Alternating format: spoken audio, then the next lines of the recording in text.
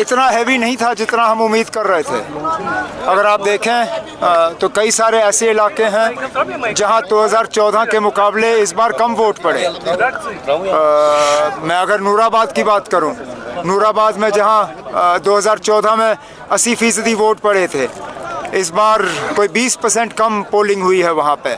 और भी ऐसे इलाके हैं जहां पोलिंग कम हुई है, और इसके बारे में मौजूदा हुकूमत को सोचना चाहिए कि आखिरकार ऐसा क्यों कि 2014 में जबकि वो कहते हैं आज सारा कुछ ठीक है, आज बॉयकॉट भी नहीं है, आज खौफ भी नहीं है, इन सब चीज़ों के बावजूद कई सारे ऐसे इलाके हैं जहां 2014 के मुकाबले इस बार टर्नआउट कम रह चुका है। लेकिन तब भी जितने लोगों ने वोट डाले हम उसका शुक्रगुजार हैं।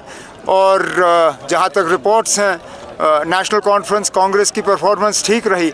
अब जो जोश और जज्बा हमें कैंपेन के दौरान सेकंड फेज़ में नज़र आया है, हम चाहते हैं कि यही जोश और जज्बा पोलिंग के दिन नज़र आए और नतीजों में तब्दील हो। आज जाडिबल असेंबली कॉन्स्टिट्यूंसी के लिए आप कैंपेन कर रहे हैं। ऐसा कैंपेन दुनिया में बहुत कम देखने को मिलता है, जब आप फार फ्लंग एरियाज में शिकारा के माध्यम से कैंपेन करें। ऐसे झील और ऐसी खूबसूरती भी दुनिया में बहुत कम जगहों को मिलती है।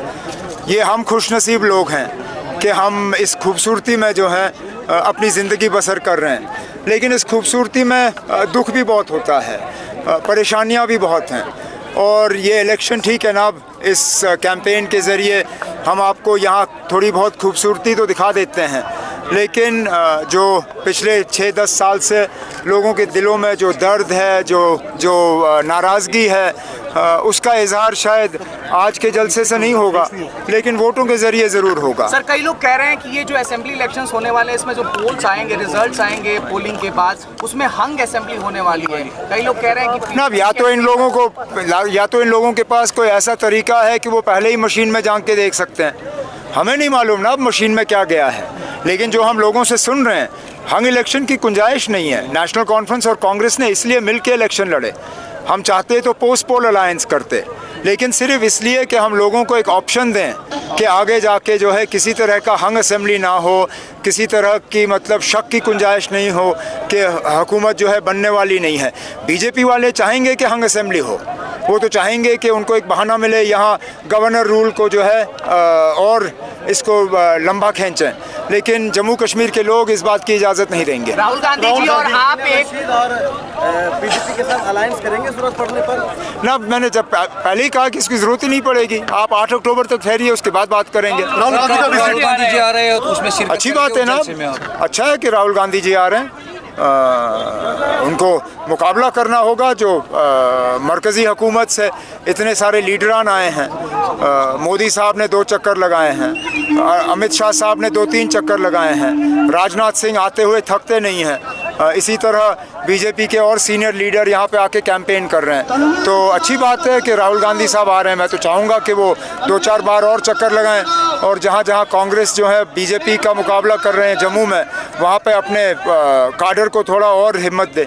मुंतज़िर साहब ने अपनी पार्टी के हुक्म के खिलाफ नेशनल कॉन्फ्रेंस और मुझे जो है बड़गाम से सपोर्ट किया। अपनी पार्टी ने पीडीपी के हक़ में ऐलान किया था। अपनी पार्टी के लीडरों ने कहा था कि उनका सपोर्ट जो है पीडीपी के उम्मीदवार को होगा, लेकिन मैं शुक्रगुजार हूँ मोहिद्दीन मुंतज़िर साहब का। उन्होंने पार्टी के हुक्म को जो है माना नहीं और शायद बडगाम के लोगों के जज्बात को जो है समझते हुए उसने आज मेरी मदद करने का फ़ैसला किया है, जिसके लिए मैं ज़ाती तौर उनका शुक्रगुजार हूँ। सर, जब भी बीजेपी आता है जम्मू में, कश्मीर में नहीं आता है, क्या लगता है कि वो लोग कश्मीर को मतलब ना, कश्मीर में उनका कुछ है नहीं, उनको कश्मीर से कुछ मिलना नहीं है। वैसे भी बीजेपी का जो रवैया मुसलमानों के साथ है वो हम अच्छी तरह से जानते हैं। इस पूरे मुल्क में 16% आबादी जो मुसलमानों की है, उनमें एक भी ऐसा काबिल मुसलमान उनको मिला नहीं जिसको वो मरकज़ी हुकूमत में वज़ीर बनाए। जहां मरकज़ी हुकूमत में 14% लोगों की नुमाइंदगी नहीं है, वहाँ पे हम जानते हैं ना अब इनकी सोच मुसलमानों को लेके क्या है। सर, अगर देखा जाए बीजेपी जब आता है पीएम यहाँ पे हर तीन फैमिली को टारगेट करते हैं ना, क्योंकि ना 5 साल के बाद बीजेपी के पास और यहाँ देने के लिए क्या है, वो और बेच क्या सकते हैं। यहाँ जम्मू कश्मीर को मिला क्या? जम्मू कश्मीर को जब कुछ हासिल ही नहीं हुआ तो मजबूरन फिर वज़ीर आज़म साहब, वज़ीर दाखिला, वज़ीर ख़ारजा और बाकी जो हैं वो इन 3 ख़ानदानों की बात करते हैं। अगर अपना कुछ उनका होता तो शायद उनको इस तरह की बात करने की ज़रूरत नहीं पड़ती। सर, दूसरे फेज में कैसा मुकाबला आप देख रहे हैं, कैसा चैलेंज है आपके कॉन्टेस्टेंट्स के लिए? हर सीट में किसी न किसी के साथ तो मुकाबला रहेगा ही। इलेक्शन में तो यही होता है ना, कई सारे उम्मीदवार हैं मैदान में। कोई ऐसा सीट नहीं है जहाँ पे उम्मीदवार जो है नेशनल कॉन्फ्रेंस के ख़िलाफ़ ना हो। और आप देखें तमाम पार्टियाँ, छोटी बड़ी, मरकज़ी या रियासती पार्टियाँ, अगर किसी एक तंजीम को निशाना बना रही हैं वो नेशनल कॉन्फ्रेंस को निशाना बनाते हैं। आज़ाद उम्मीदवार भी नेशनल कॉन्फ्रेंस को निशाना बनाते हैं, तो कहीं ना कहीं वो हम सबसे डरते हैं। उमर साहब, अब सेकेंड फेज की पोलिंग में केवल 3 दिन शेष रह गए हैं, मतलब दोनों फेज लगभग कंप्लीट होने वाले हैं। एनसी और कांग्रेस कितनी कॉन्फिडेंट है, कितनी सीटें आ रही हैं? अगर आपका कोई इंटरनल सर्वे हुआ है क्या? ना, हम सर्वे नहीं करते, हमारा भरोसा लोगों पे है और हम उम्मीद कर रहे हैं कि लोगों का ये जो भरोसा है ये वोटों में तब्दील होगा और 8 अक्टूबर के बाद हमारी जो है अलायंस हुकूमत होगी यहाँ पे।